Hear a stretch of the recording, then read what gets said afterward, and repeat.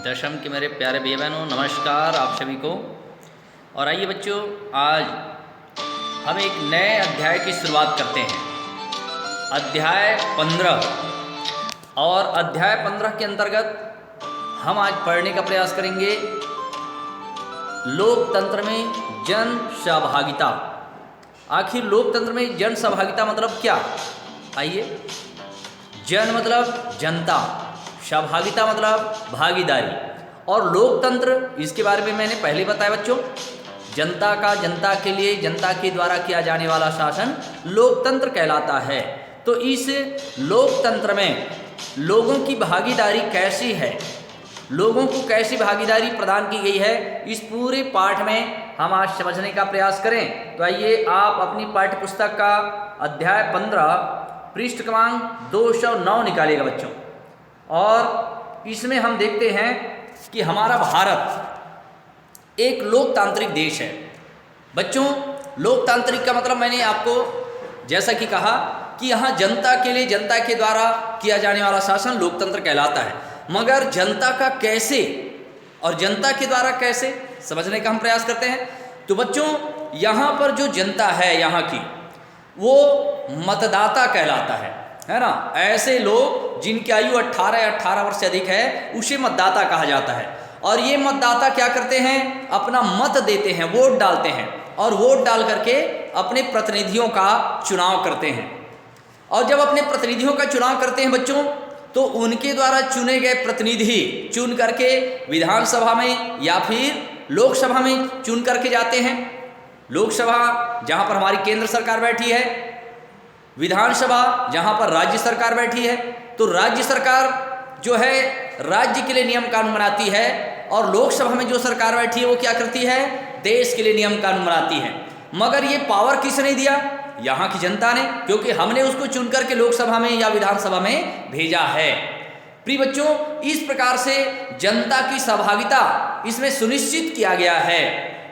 और पहले भारत में जो मतदान की व्यवस्था थी बच्चों, संविधान में कहा गया कि भारत का वह नागरिक जो भारत में रहता है, जिसका नाम मतदाता सूची में है तथा जिसकी आयु 21 या 21 वर्ष से अधिक है, उसे वोट देने का, मतदान करने का अधिकार होगा। वह लोकसभा, राज्यसभा, विधानसभा के लिए अपना मत डाल सकता है।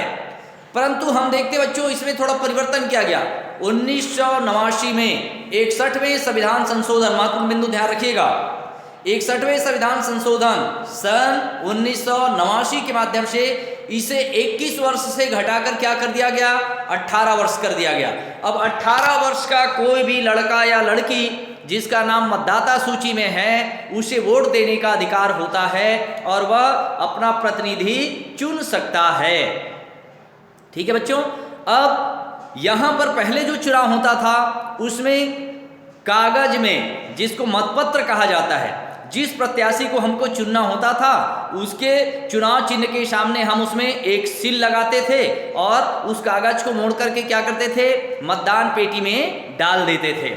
मगर उसमें बहुत सारे लोगों को इसका ज्ञान नहीं होता था। कई बार 3-4 प्रत्याशियों को लोग सील ठोक देते थे और उसके कारण वह रिजेक्ट हो जाता था। जबकि नियम से क्या होना चाहिए था? एक ही व्यक्ति को हमको वोट देना है, जिसको भी हम चाहते हैं, जिसको हम पसंद करते हैं, जिस प्रत्याशी को हम चाहते हैं कि इसका लोकसभा सदस्य बनाना है। मगर उससे बहुत सारे वोट पत्र, मत पत्र खराब हो जाते थे बच्चों। इसके कारण आया इलेक्ट्रॉनिक वोटिंग मशीन। यहाँ चित्र में दिखाने का प्रयास कर रहा हूँ, देखिएगा। इसको कहते हैं इलेक्ट्रॉनिक वोटिंग मशीन। अब ये किस तरीके से कार्य करती है? तो बच्चों, यहाँ पर देखिए एक उंगली रखा गया है, सामने जिसका चिन्ह, जो चुनाव लड़ता है उसका चिन्ह बना हुआ है। आप जिसको वोट देना चाहते हैं उसके सामने के बटन को दबाइए, और जैसे बटन दबता है तो वहाँ से लाल लाइट जलती है और टी इस प्रकार से आवाज़ आती है। और आवाज़ आने का मतलब है कि आपका वोट उस व्यक्ति जिसे आप देना चाहते हैं उसके नाम वह वोट डल चुका है। ये वोटिंग मशीन का काम है बच्चों। और इसकी खासियत यह है कि आप एक बार जिस बटन को दबा दिए, जिसे वोट देना है, पहले नंबर आपने बटन दबाया, वो वोट उसको मिल गया। उसके बाद अगर बच्चों आप किसी दूसरे, तीसरे, चौथे नंबर ऊपर नीचे के बटन को अगर आप दबाते हैं तो उससे कुछ फर्क नहीं पड़ेगा। आपने पहला बटन दबाया, आपका वोट पड़ गया। इसमें एक भी वोट रिजेक्ट नहीं होता है, खराब नहीं होता है। और ये है इलेक्ट्रॉनिक वोटिंग मशीन की खासियत कि इसमें एक भी मत खराब नहीं होता, एक भी आपका वोट खराब नहीं होता है। बच्चों, इस प्रकार से आज वोटिंग मशीन के माध्यम से आज लोकसभा राज्यसभा की चुनाव होने लगा है। तो यहाँ पर हम देखते बच्चों, निर्वाचन आयोग राज्य सरकार के परामर्श से राज्य एक जिला निर्वाचन अधिकारी मनोनयन करता है। प्रत्येक राज्य में एक मुख्य निर्वाचन अधिकारी होता है, वैसे जिला में एक जिला निर्वाचन अधिकारी होता है जो अपने जिला में, राज्य में चुनाव को व्यवस्थित ढंग से संपन्न कराने के लिए प्रयास करता है। चलिए, अब इसमें मतदान प्रक्रिया में महत्वपूर्ण बिंदु मतदाता सूची। प्यारे बच्चों, संसद, विधानसभा या स्थानीय चुनाव, जिसको नगर पालिका, नगर निगम या फिर पंच, सरपंच, पंचायत चुनाव, तो इसके लिए मतदाता सूची का नामावली तैयार किया जाता है।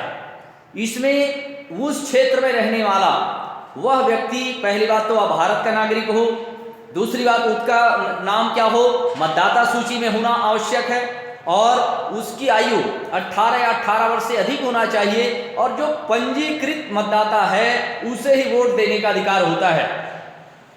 फिर बच्चों, चित्त विकृति, अपराधी, भ्रष्ट या अवैध आचरण के आधार पर कई बार मतदाता को अयोग्य भी घोषित किया जा सकता है। अगर वह कहीं से बहुत नीचतापूर्ण उनका या कैरेक्टरलेस है, जिससे वह दंडित है, तो कई बार मतदाता सूची से उसका नाम क्षमा चाहूंगा, अयोग्य भी उसे घोषित किया जा सकता है। फिर निर्वाचन प्रक्रिया क्या है, तो हम देखते हैं राष्ट्रपति, राज्यपाल, मुख्यमंत्री, प्रधानमंत्री या जो भी चुनाव होता है, तो बच्चों उम्मीदवारों को नामांकन पत्र दाखिल करने के लिए 8 दिन का समय दिया जाता है। फिर उसके बाद नामांकन जब जमा हो जाता है तो फिर उसकी जांच पड़ताल होती है, और जांच पड़ताल के दरमियान कहीं त्रुटि पाई गई तो किसी प्रत्याशी जो चुनाव लड़ना चाहता है उसका नामांकन रद्द भी किया जा सकता है अगर उसमें अयोग्यता पाई गई। और जब वह ठीक ठाक होता है तो फिर उसकी नामांकन सूची जारी कर दिया जाता है कि यह योग्य है और यह चुनाव अब लड़ सकता है। साथ ही साथ बच्चों, उसमें चुनाव चिन्ह का आवंटन भी निर्वाचन आयोग द्वारा किया जाता है कि आज भारतीय जनता पार्टी अगर कमल छाप है तो भारतीय जनता पार्टी तय नहीं करती कि हमारा चुनाव चिन्ह कमल छाप रहेगा, या कांग्रेस वाले ये तय नहीं करते हैं कि हम कांग्रेस वाले, हमको पंजा अच्छा लगता है तो पंजा रखेंगे, ये वो तय नहीं करते हैं। तो इसको तय करने का काम किसका है? निर्वाचन आयोग का होता है कि किसको बाल्टी छाप देगा, किसको नल छाप देगा, किसको बोरिंग छाप देगा, या जो भी होगा। इस प्रकार से चुनाव चिन्ह आवंटित करना भी चुनाव आयोग का काम होता है। फिर नाम वापसी की अंतिम तिथि से चुनाव प्रचार के लिए कम से कम 14 दिन का समय दिया जाता है। 14 दिन में आप अपने निर्वाचन क्षेत्र में जाकर अपना चुनाव प्रचार प्रसार कर सकते हैं। परंतु बच्चों, उसके लिए चुनाव आचार संहिता का भी निर्देश दिया जाता है कि आपको एक लिमिट दायरे में रह करके चुनाव प्रचार करना होगा। चुनाव प्रचार मतदाता की तिथि से 48 घंटे पहले बंद कर दिया जाता है। मतदान के बाद मत पेटियों या इलेक्ट्रॉनिक वोटिंग मशीन को सुरक्षित स्थान पर पहुंचा दिया जाता है। पहले से निर्धारित तिथि पर मतगणना की जाती है तथा सर्वाधिक मत पाने वाले उम्मीदवार को विजयी घोषित किया जाता है। और इस प्रकार से बच्चों हम देखते हैं निर्वाचन प्रक्रिया संपन्न होता है। बच्चों, उसी में एक महत्वपूर्ण बात जो हमें भी और आपको जानना चाहिए, नोटा बटन। अब ये क्या है नोटा बटन? तो प्रिय बच्चों, इसमें इलेक्ट्रॉनिक मशीन, वोटिंग मशीन होता है, उसमें एक ऐसा बटन बनाया गया है, जैसे मैं वोट देने गया और मुझे लगता है कि कांग्रेस का प्रत्याशी अच्छा नहीं है, मैं इसको वोट नहीं देता। भाजपा वाले को देखा तो लगता है कि ये प्रत्याशी भी अच्छा नहीं है। निर्दलीय प्रत्याशी को देखा, बोले ये भी अपराधी किस्म का है, मुझे कोई प्रत्याशी पसंद नहीं आ रहा है। तो उसके लिए होता है नोटा बटन। अगर मुझे कोई भी प्रत्याशी मेरे मन पसंद का नहीं है तो मैं नोटा का बटन दबा सकता हूं। मैंने वोट भी डाला, मगर मैं ये कहूँगा कि मुझे कोई प्रत्याशी पसंद नहीं है, इसे कहते हैं नोटा बटन। तो बच्चों, ये 2013 में प्रारंभ किया गया है। यह बटन इलेक्ट्रॉनिक वोटिंग मशीन में सबसे नीचे दिया जाता है ताकि आप किसी भी प्रत्याशी को पसंद नहीं करते हैं तो नोटा बटन दबा करके अपना वोट भी डालिए और आप बताइए कि मुझे कोई प्रत्याशी पसंद नहीं है। उसके बाद बच्चों, गुप्त मतदान। हम किस उम्मीदवार को मत दे रहे हैं या किसी को भी पता नहीं चलता, इसके कहते हैं गुप्त मतदान। मतलब आपको भाजपा वाले भी मिलेंगे, भैया मेरे को वोट दीजिएगा, कांग्रेस वाले भी कह रहे हैं हाँ भैया मुझे वोट देना है, बहुजन समाज पार्टी कहता है मेरा हाथी मेरा साथी, भैया मेरा तू साथी है वोट देना। पर मैं वोट देकर जब आऊंगा तो वह गुप्त रहता है, इससे यह पता नहीं चलता है कि मैंने किसको वोट दिया, इसे कहते हैं गुप्त मतदान। और इसका कारण क्या है बच्चों? इसका कारण यह है कि कहीं किसी के साथ हमारा तनाव ना बने या कोई हमें ये ना कह सके कि तुमने मुझे वोट नहीं दिया, तुमने उसे वोट दिया। ये नाम आपका गुप्त रहता है और ये एक अच्छी पद्धति है जिसे हम गुप्त मतदान कहते हैं। उसके बाद अप्रत्यक्ष मतदान। अप्रत्यक्ष मतदान के विषय में आपने राजनीति के अध्याय में पढ़ा है बच्चों। जैसे राष्ट्रपति का चुनाव, राष्ट्रपति का भी चुनाव हमारे देश में होता है बच्चों, पर उसके लिए वोट हम नहीं डालते हैं। तो कौन डालते हैं? हमारे द्वारा चुने गए लोकसभा सदस्य या विधानसभा के जो सदस्य हैं वो लोग राष्ट्रपति के लिए वोट डालते हैं, हमारा ही वोट। मगर हमने डाला क्या? नहीं। कौन डाल रहा है? हमारे द्वारा चुने गए प्रतिनिधि डालते हैं। इसको अप्रत्यक्ष मतदान कहा जाता है। ठीक है, आइए एक महत्वपूर्ण बिंदु नीचे देखिएगा, राइट टू रिकॉल। यह स्थानीय निकायों पर लागू होता है जिसके तहत पंचायत या नगर पालिका के 50% प्रतिनिधियों के हस्ताक्षर और ग्रामवासियों के 2/3 बहुमत से किसी प्रतिनिधि, पंच, सरपंच, पार्षद आदि को पद से हटाया जा सकता है। यह नियम छत्तीसगढ़ में भी लागू है। इसे राइट टू रिकॉल कहा जाता है। ध्यान चाहूंगा बच्चों, यह स्थानीय निकायों पर लागू होता है। जैसे नगर पालिका का चुनाव शहरों में होता है, गांव में होता है क्या?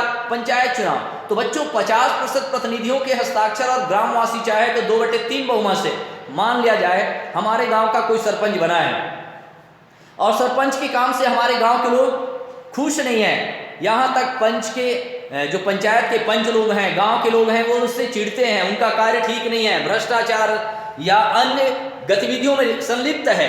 तो वहाँ पंचायत के 50% प्रतिनिधि और गांव के 2/3% लोग अगर चाहें तो उस सरपंच को, या नगर पालिका है तो नगर पालिका अध्यक्ष को पद से हटाया जा सकता है। इसे राइट टू रिकॉल कहा जाता है।